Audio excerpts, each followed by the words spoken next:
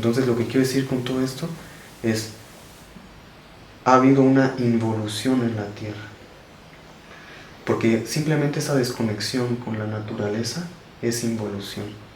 Yo me digo mucho que el grado de enfermedad que hoy se ve en las personas del planeta, que es fuerte, tú me dirás, tiene también mucho que ver con su desconexión con la naturaleza, porque el cuerpo humano es naturaleza. Entonces este vehículo en el que estamos tiene que saberse parte de toda la vida, y eso lo podemos ver en muchas cosas de las civilizaciones antiguas, porque su astronomía estaba en una matemática que también se expresaba en la arquitectura, en los ciclos de la agricultura.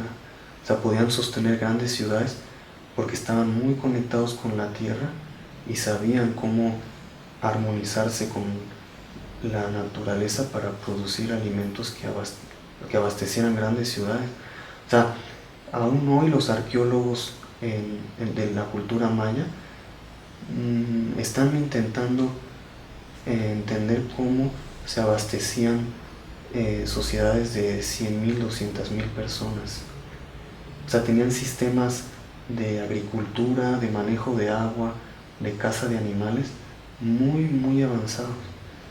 E incluso una de las teorías sobre el colapso que hubo en el año 900, yo termino en el 900 porque ahí se da como le llaman colapso, una ruptura en Mesoamérica muy fuerte, porque todo es muy... Es donde hay como mucha controversia, ¿no? Sí, hay mucha controversia, y por mucho tiempo se ha dicho que las sociedades crecieron tanto que la sobrepoblación acabó con los recursos del ambiente. Curiosamente, están emergiendo investigaciones de científicos, de arqueólogos, de paleobotánica, que estudian como los restos vegetales en las capas de tierra, diciendo no hay prueba de que alrededor del año 900 hayan acabado con su medio ambiente. Incluso hay arqueólogos y agrónomos, otros científicos que estoy estudiando, que dicen los sistemas de agricultura, de manejo de otros recursos naturales, eran realmente avanzados, y que incluso todavía se mantienen en muchos aspectos en los grupos mayas campesinos de la actualidad. Entonces esto saca a la luz un gran misterio sobre ese pasado humano que no nos han querido decir, porque realmente alrededor del año 900, y para los arqueólogos esto es como tabú, decir que no fue una crisis social o ambiental la que creó el colapso, porque realmente no hay prueba de que hubo una gran afectación ambiental. Sí, cambios climáticos, pero aún así, cuando se profundiza, no todo cuadra. Y dices, ¿qué pasó? ¿Qué pasó con lo que podían ser alrededor de 10 millones de personas habitando ciudades que habían alcanzado un alto grado de conocimiento científico, tecnológico? ¿Y posterior a esta época se perdió ese conocimiento? ¿O? Pues, en cierto sentido sí, porque por ejemplo vemos la escritura jeroglífica maya, la escritura tan bonita de cuadritos, si la reconoces, y después del año 900 esta escritura en su arte decae mucho. O sea, es un arte como más, por decir, simple, pobre. O sea, ¿te refieres a que antes era como más, como que había más elementos, digamos, y era más artístico, o a qué te refieres? Era más artístico, y también los textos eran más ricos. O sea, realmente en el periodo posclásico, que yo le llamo el atardecer, tenemos menos registro de escritura, y pues mucho más simple. Los templos también no vuelven a tener la majestuosidad que vemos en Palenque, que vemos en Tikal. El arte, que es muy, que hablando del holístico está así con la escritura, también decae mucho. Y bueno, también, o sea, hay que profundizar ahí en otras cosas, como el hecho de que hayan llegado grupos del centro de México a las tierras mayas, eh, imponiendo o mezclándose, según las regiones, con los grupos de esta región y transformando mucho la cultura, ¿no? O sea, se podría decir que en el periodo posclásico la militarización, una sociedad mucho más jerarquizada, el patriarcado, es mucho una influencia del centro de México, de toltecas, después de mexicas también. ¿Y eso es como que se fue impregnando en estas culturas? Sí, sí. De hecho, es muy interesante porque a partir desde el año 900 hasta el tiempo de la conquista europea, ya vemos una sociedad, a mi parecer, decadente. ¿Y por qué? Por lo que te decía, patriarcado, un militarismo muy fuerte, sacrificios humanos de forma más evidente, una religiosidad, una espiritualidad también pobre, más una religión de adoración a un Dios. Y en el periodo clásico, ¿es el que estudiaste tú? ¿Así se le llama clásico? Sí, clásico. Sí. ¿En el periodo clásico no había esto? Pues es que es muy interesante porque en el periodo clásico, por ejemplo, vemos en muchas ciudades como Yaxchilán o Palenque, gobernantes mujeres. Entonces, en muchos momentos y ciudades del periodo clásico no se puede hablar tal cual de un patriarcado. Más sí en la época final, que llaman el clásico tardío, pero la presencia femenina es fuerte, ¿no? Y esta parte que comentas como de adoración y eso. Por ejemplo, en el periodo clásico aún no se entiende cómo era su espiritualidad, cómo concebían la realidad, cómo se relacionaban con ella. Sí hay muchos dibujos, escritura, pero aún así, desde la arqueología no se logra entender si se adoraba a un dios en particular, o si la gente se concebía como parte del universo y también la misma sociedad era más horizontal, ¿no?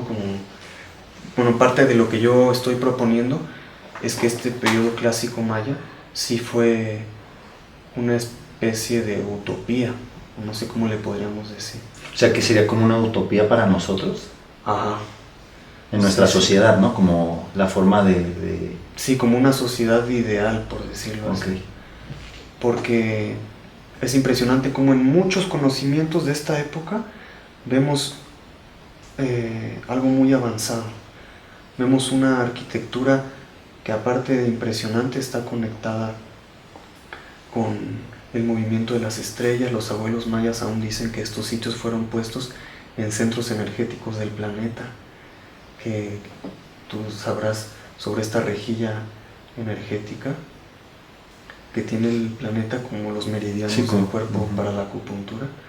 O sea, también los templos también respetaban la energía de la tierra. La organización social todavía no está clara, porque la teoría más establecida de los arqueólogos es que había un grupo como algo muy jerárquico, los gobernantes, sus familias, la nobleza poderosa, y por debajo de ellos todos los campesinos que daban tributo y se dedicaban a sembrar maíz y no tenían conocimiento de la escritura y no podían acceder a la clase gobernante. Pero al mismo tiempo yo estoy profundizando en que el clásico maya y antes también el preclásico, que llamo el amanecer, pudo ser algo más que esa jerarquización, ¿no? Que esa forma política déspota que es muy común en la actualidad, ¿no? Hay abuelitos mayas que cuentan cómo, según el día en el que nacías, según tu energía del día, definía cuál iba a ser tu ocupación en la sociedad. ¿Cómo te refieres como una especie también como de personalidad o de condiciones? Sí, todas las culturas mesoamericanas compartieron el calendario de 260 días, que en maya yucateco le llamamos Oitzolkin, y este calendario de 260 días habla de cómo cada 20 días vamos va cambiando la energía del día. Y según el día en el que naciste, estarás impregnado o acompañado por la energía de ese día, ¿no? Y eso tiene que ver con todo el universo, digamos, con las constelaciones, planetas y demás. Eso es algo bien interesante a profundizar, que también habla de lo holístico, ¿no? Porque este calendario, los arqueólogos lo han relegado, lo han menospreciado como, bueno, este es el calendario, le llaman ritual, o el calendario religioso. Y era el calendario de las creencias de esos antiguos, de que cada día había un animalito diferente energéticamente, y ellos le hacían caso a esas raras creencias, ¿no? Ahora, la astronomía maya, que fue muy avanzada, si la vemos como en un diagrama, son muchas ruedas entrelazadas, interconectadas, que respetan también la base matemática del 20. Los mayas tenían un sistema vigesimal. Pues este calendario de 260 días encaja dentro de los otros ciclos astronómicos que conocieron los mayas misteriosamente y que ya han sido corroborados por la astronomía. Entonces, incluso dentro de esta visión holística, algo que yo estoy planteando dentro del campo de la astronomía, es que este calendario no tendría que estar siendo relegado como algo religioso o mítico, porque al usar esas palabras los científicos actuales te quieren decir estas eran las creencias de estos antiguos, por decir primitivos, pero esto no era cierto, porque nosotros como científicos de la modernidad decimos que es verdad y que no. Y este calendario era parte de su religión, pero no tiene fundamento científico. Y no es realmente eso. O sea, este calendario, a mi parecer, por lo que estoy encontrando, es también astronomía y aún sigue siendo practicado por muchos pueblos mayas para el autoconocimiento y la evolución personal. Entonces, qué loco, como ahora integramos la evolución personal al conocimiento astronómico. De hecho, los mayas del periodo clásico, cuando hablaban de una fecha, porque siempre en sus piedras grabadas empezaban por fechas. Estábamos en el año 633, bueno, hablando de nuestro calendario, ¿no? Entonces, después de hablar de cuántos ciclos bactúnicos de 400 años, catúnicos de 20 años, el tun de un año, binal de 20 días, el kin un día, siempre después de hablar en la fecha, en estas 5 unidades, lo que seguía era cuál era la energía del día en el calendario de 260 días. O sea, ¿eso era la guía? ¿Eso es a lo que te refieres? O sea, lo que quiero decir es cómo este calendario, como por decir, para el conocimiento personal, siempre se colocaba después de las cuentas del tiempo y de los conocimientos astronómicos. Las cuentas de la luna también iban ahí. Ahora, los científicos actuales, la arqueología convencional, como no entiende este calendario, se le hace muy fácil decir, es que esto que está a la mitad de esta inscripción, esto es religioso, lo vamos a hacer a un lado. Pero lo otro sí lo vamos a considerar astronomía porque sí lo podemos corroborar. Entonces, a lo que estoy entendiendo, desde una parte académica, se ha quitado o relegado lo que se consideraba religioso. Claro.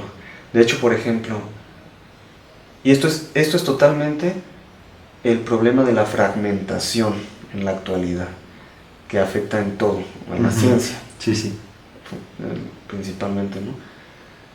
Porque, ¿cómo es posible que los arqueólogos reconozcan unas cuentas de tiempo astronómicas, porque ya han visto que sus calendarios eran precisos, que calcularon incluso el año solar mejor que el calendario gregoriano, pero al lado de esta inscripción de tiempo hay un personaje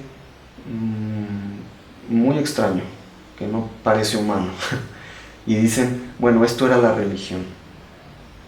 ¿Me explico? O sea, entonces los arqueólogos dicen, esto es ciencia, esto es religión. Y dices, ¿cómo desde esta realidad nos estamos atreviendo a fraccionar esta expresión ancestral que no nos está diciendo esto es verdad y esto no. ¿Me explico? Lo que quiero decir es como la ciencia fácilmente desprecia lo que no entiende. Ok. Sí. Y también incluso desprecia lo que las culturas ancestrales siguen manteniendo hoy en día. Porque muchos misterios para la arqueología maya pueden explicarse con la sabiduría oral, por ejemplo, de muchos abuelos y abuelas mayas. Pero los arqueólogos, muchos, no están yendo a entrevistar a los sabios mayas de la actualidad, porque su conocimiento está en muchos sentidos fuera de lo que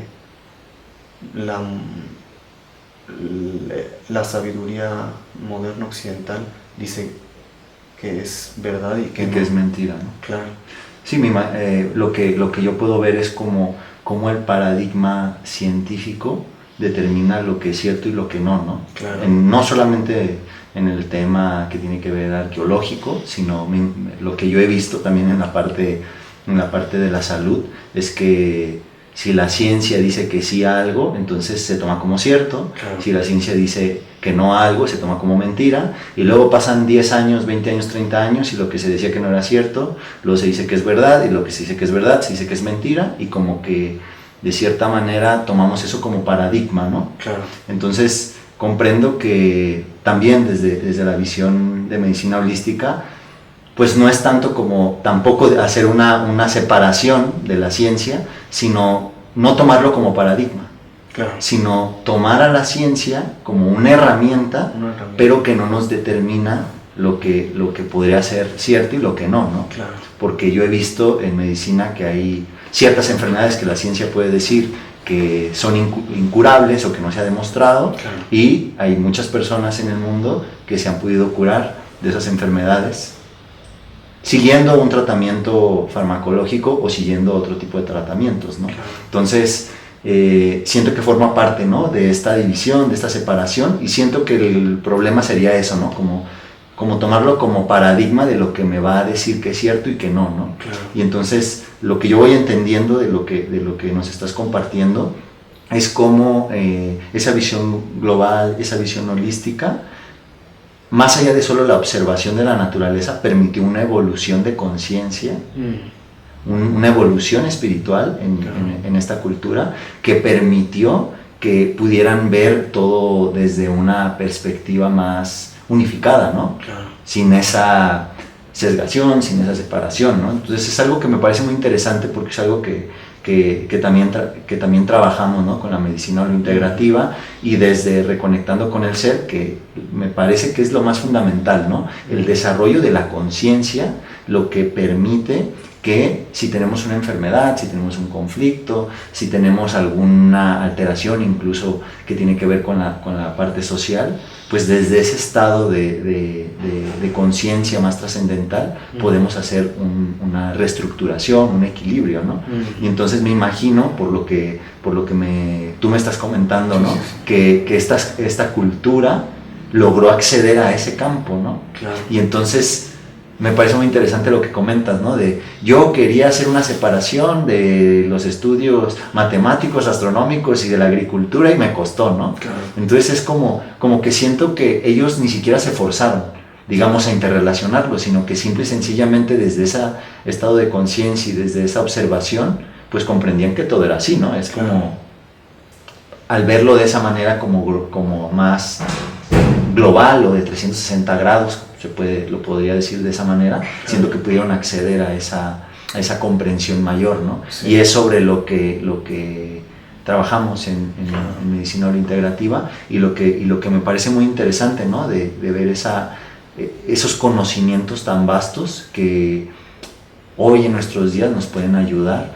a comprender más, ¿no?, la sociedad humana, la salud, la enfermedad, ¿no?, la arquitectura, la agricultura, ¿no?, y todo lo que hoy sigue existiendo, ¿no? Claro. Sí, pues justo hablando de la medicina, estoy también tocando ese tema. Es muy interesante porque como tantas culturas ancestrales, su medicina era lo que nos da la madre tierra. Entonces, pues eso hoy es muy revolucionario, porque en este capitalismo que se quiere expandir, se están perdiendo las formas de sanarnos con las plantas, con los elementos que nos da la tierra, ¿no? Y también desconectándonos de pues, toda la relación que hay entre emociones, mente, cuerpo físico, porque eso se habla en muchas culturas ancestrales.